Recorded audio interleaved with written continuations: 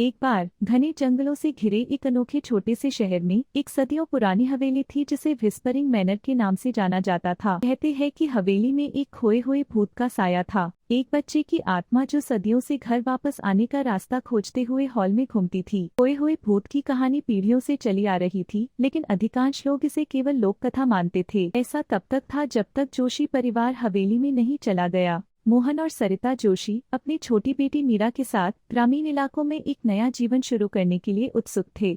सबसे पहले जोशी फैमिली को पुरानी हवेली के बारे में कुछ भी असामान्य नहीं लगा। हालांकि जैसे जैसे दिन बीतते गए, मीरा को पूरे गलियारे में हल्की हल्की फुसफुसाहटें गूंजती सुनाई देने लगी। शुरू में उन्हें अपनी इमेजिनेशन के रूप में खारिज करते हुए वह मदद के लिए तेजी से बढ़ती गुहारों को नजरअंदाज नहीं कर सकी। एक बार आधी रात को फुसफुसाहटें तेज और अधिक बेचैन करने वाली हो गईं। मीरा ने आवाज का पीछा किया और खुद को अटारी में पाया, जहां एक पुराना धूल भरा ट्रंक मकड़ी के जाले से ढका हुआ बैठा था। अंदर उसे एक फटी हुई डायरी मिली जो दीपा नाम की एक युवा लड़की की थी, जो सदियों पहले हवेली में रहती थी। डायरी में दीपा की दुखद कहानी बताई गई, जो एक भयानक तूफान के दौरान जंगल में खो गई थी और उसने हवेली में शरण ली थी। वह फंस गई थी, घर वापस जाने का रास्ता नहीं ढूंढ पा रही थी और आखिरकार उसने अपनी किस्मत के आगे घुटने टेक दिए। तब से उसकी आत्मा अपने परिवार के साथ फिर से जुड़ने का रास्ता तलाश रही थी। दीपा को शांति पाने में मदद करने के लिए दृढ़ संकल्पित मीरा खोए हुए भूत के पीछे की सच्चाई को उजागर करने के लिए एक यात्रा पर निकल पड़ी।